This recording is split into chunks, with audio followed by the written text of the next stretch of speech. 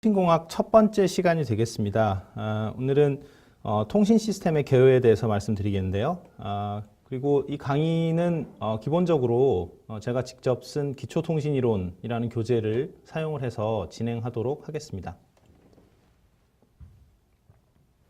먼저 목차를 보시면 통신의 역사 그리고 그 다음으로 이제 주파수 대역에 관해서 말씀드리고 마지막으로는 통신 시스템의 자원에 대해서 말씀드리도록 하겠습니다.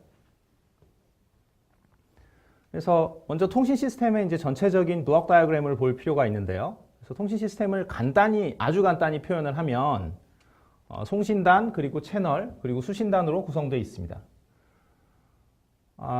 그래서 그 통신이라는 그러니까 공학을 왜 배워야 되는가 하면은 여기서 보면은 이제 S of T라는 이 신호를 이렇게 송신단에서 보내게 되고 받는 신호는 R of T라는 이러한 신호를 받게 됩니다. 근데 일반적으로 이 채널에서 잡음이 들어가거나 아니면 다른 사용자들도 채널을 사용하기 때문에 일반적으로 내가 받은 신호와 내가 원하는 신호, 즉 내가 들어야 하는 신호는 일반적으로 다르게 되겠죠. 그래서 수신단에서 해야 되는 일은 실제로 송신단에서 보내고자 했던 이러한 메시지가 여기서 정확하게 복원되기를 바라죠. 그래서 내가 복원하는 메시지를 M-라고 썼는데 이 모자를 씌운 그래서 M-가 실제로 송신단에서 보내고자 했던 그 메시지와 같기를 원하게 됩니다.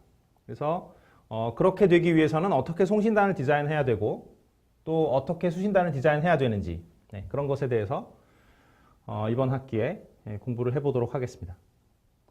통신 채널은 뭐 여러 가지 채널이 있겠습니다만 아주 크게 나눈다면은 유선 통신 채널과 무선 통신 채널로 이렇게 구별을 할 수 있겠습니다. 자, 먼저 통신의 역사를 보시면요.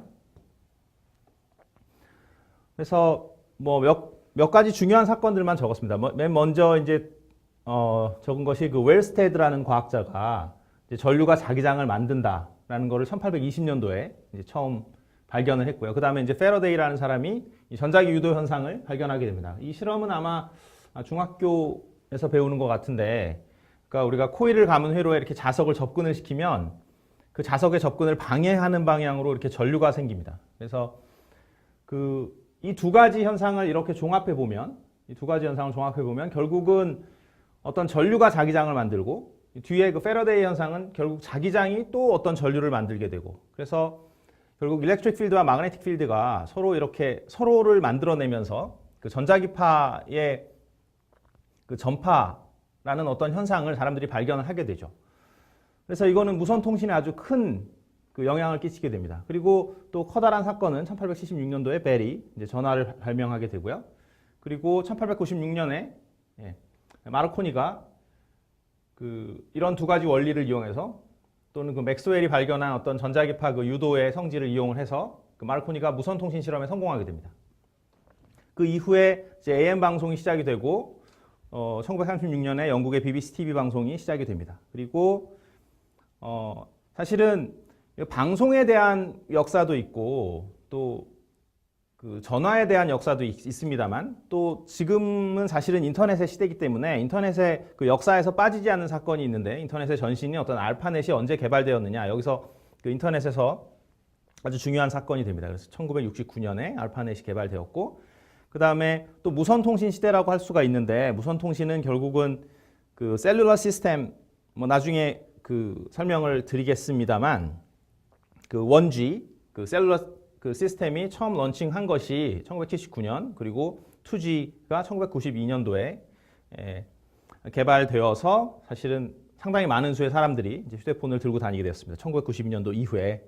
그래서 지금은 사실은 4세대의 LTE Advanced라는 시스템을 지금 사용을 하고 있는 상황이고 지금 5G 시대가 이제 2020년부터 온다고 지금 보통 많이 광고를 하고 있죠. 그래서 그 다음으로는 이제 주파수 대역. 그러니까 이거는 이제 무선 통신 시스템에서 우리가 어떤 주파수 대역을 사용하고 있는지를 뭐 방송이든 아니면 여러분들의 휴대폰이든 아니면 아이패드든 뭐든 간에 그 무선 통신을 할 때 우리가 어떤 주파수 대역을 사용하는지 그런 것들을 또 어떻게 부르는지에 대한 그런 구분이 되겠습니다. 그래서 보시면은 많이 들어보신 것이 뭐 UHF 대역이 있고요. 그리고 지금 사실은 무선 통신에서 많이 사용하는 대역은 사실은 이 UHF 대역하고 이 SHF 대역이 되겠습니다. 그래서 여러분들이 뭐 와이파이를 사용을 하시면 보통 2.4기가 대역, 2.4GHz 대역이나 아니면 5.8GHz 대역을 사용하게 되는데 그것이 2.4GHz 대역은 지금 그 UHF 대역이 되겠고요. 여기서 이렇게 살펴보시면. 그리고 그 5.8기가 대역, 우리가 보통 그냥 5기가라고 이렇게 많이 쓰기는 합니다만 정확히 얘기하면 5.8GHz 대역인데요. 그 대역은 사실은 여기에 속하게 되겠습니다. 센티미터파 대역이 되겠습니다. 그런데 5G에서 지금 그 대역폭을 많이 사용을 하기 위해서 밀리미터 웨이브 테크놀로지를 많이 생각을 하고 있는데요. 그래서 이 밀리미터 웨이브라는 말은 사실은 어디서 나오는 거냐면 그 전자기파의 그 속도는 C 빛의 속도라고 할 수 있고요. 그래서 이것이 F 람다가 되겠죠. 그래서 보면은 그 주파수가 커지면은 이제 파장이 작아지게 되는데, 그래서 여기서 보시면은 그 파장이 지금 파장으로 이렇게 쭉 테이블을 그려보면 여기서 수 밀리미터가 어디냐면은 여기입니다. 그러니까 우리가 수 밀리미터라고 얘기를 했을 때는 그거는 1mm에서 10mm 사이에 있을 때 우리가 그걸 수 밀리미터라고 하는데, 여기서 보면은 그러니까 밀리미터 웨이브 대역이라는 건 정확하게 어느 대역을 얘기하는 거냐면 주파수 대역을 30에서부터 300GHz 대역을 우리가 밀리미터 웨이브 대역이라고 합니다. 그래서 이 대역을 사용하는 것에 대해서 많은 연구가 진행이 되고 있습니다. 그런데 그 와이파이를 써보시면 알겠지만 사실은 5GHz 대역만 가더라도 그 벽을 투과하지도 못하고 그러니까 전송 거리가 굉장히 짧은 걸 알 수 있죠. 그래서 많은 연구가 필요한 분야입니다. 그러니까 밀리미터 웨이브 테크놀로지를 사용을 하게 되면 내가 AP 장비를 만약 설치를 하더라도 그 AP가 여러분들이 방 안에서 마루에만 나가도 전송이 되지 않겠죠. 그래서 거의 방 안에서만 사용을 할 수 있는 그런 어떤 작은 무선 네트워크가 이렇게 만들어지는 효과가 있습니다. 물론 굉장히 빠른 데이터 전송 속도를 가지게 됩니다.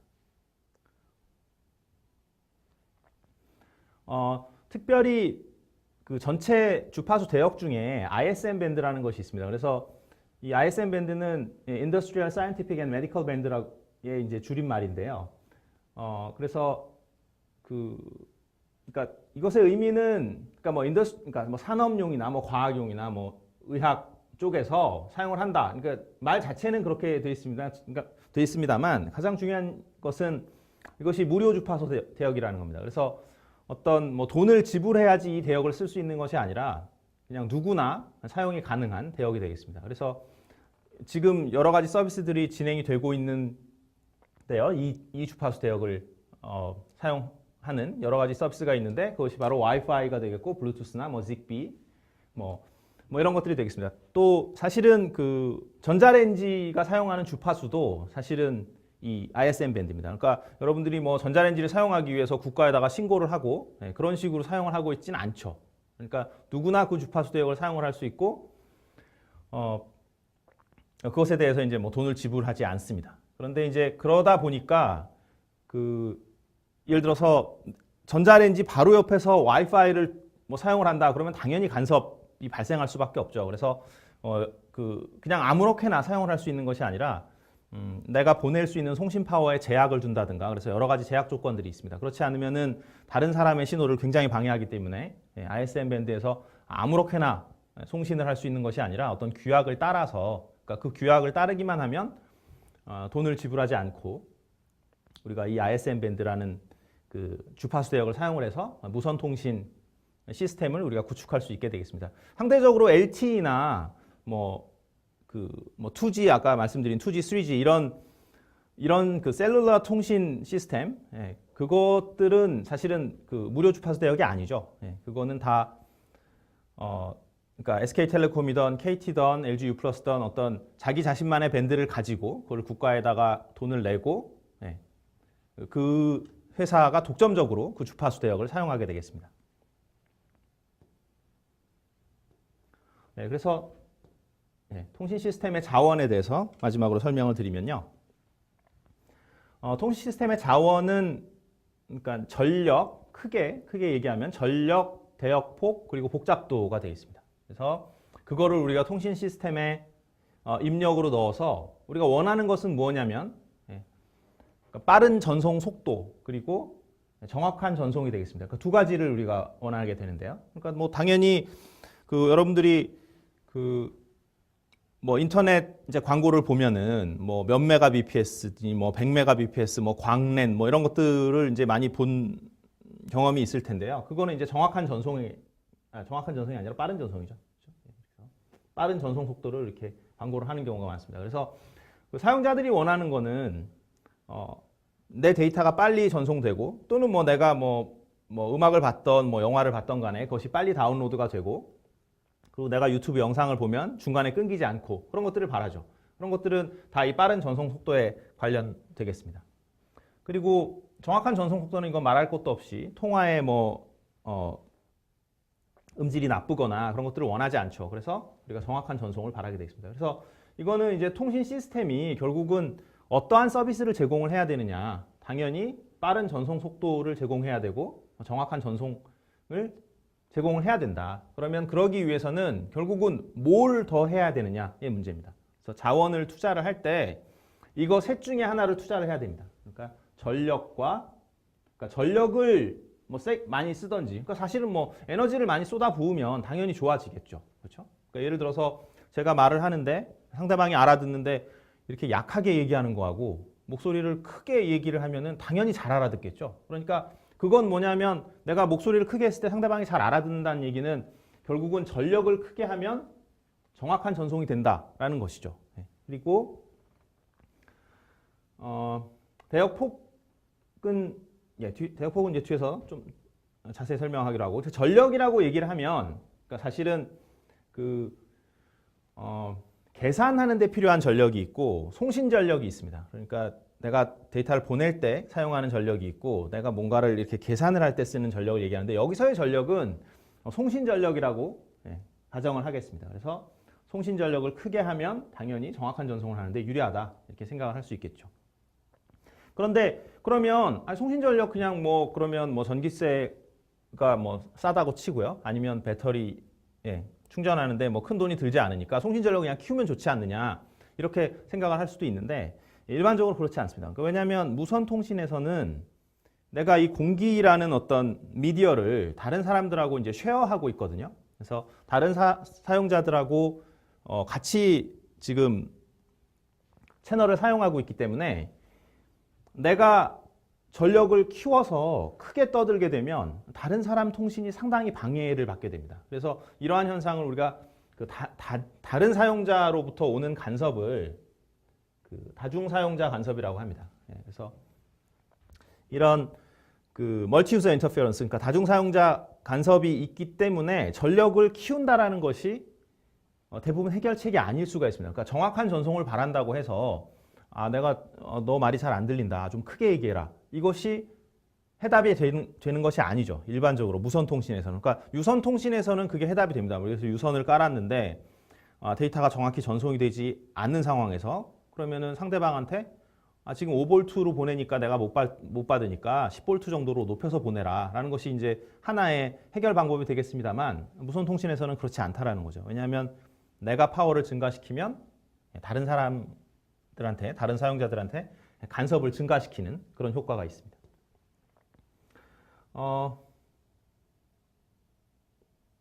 그러면 여기서 설명을 드리죠.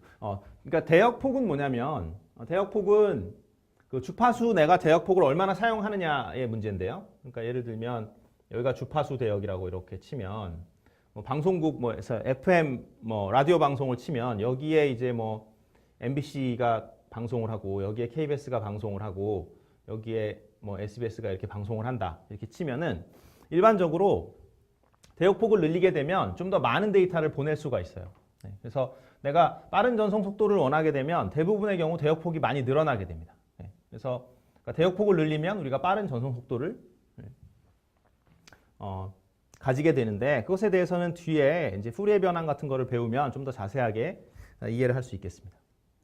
그리고 복잡도는 이제 당연히 시스템을 뭐 여러 가지 그 신호 처리 테크닉이라든가 이런 것들을 집어넣으면 당연히 전송 속도나 특별히 그 정확한 전송에 있어서 유리하게 됩니다.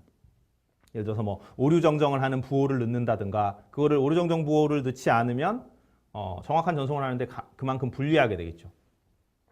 그래서 중요한 거는 우리가 어떤 시스템이, 그러니까 성능이 굉장히 좋은 통신 시스템이 새롭게 나왔어요. 새롭게 나오면 우리가 어떻게 볼 줄 알아야 되냐면 그 시스템은 기존 시스템에 비해서 전력을 많이 쓰거나 대역폭을 많이 쓰거나 복잡도를 많이 쓴 겁니다. 그러니까 저 셋 중에 하나를 늘리지 않고서는 시스템의 성능이 좋아질 수가 없어요.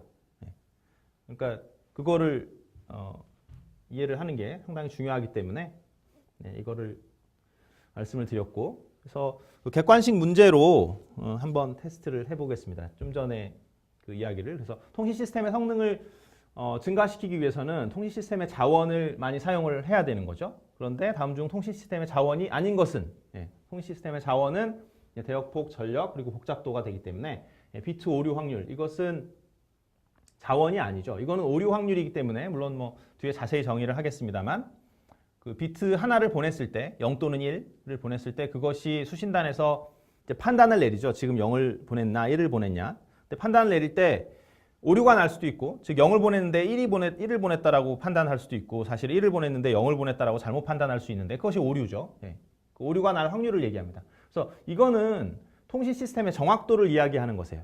그래서 이거는 성능에 대한 것이지 통신 시스템의 자원이 아닙니다. 이것은 성능, 척도가 되겠습니다. 그래서 이상으로 이번 그 첫째 시간에 통신 시스템의 개요에 대한 강의를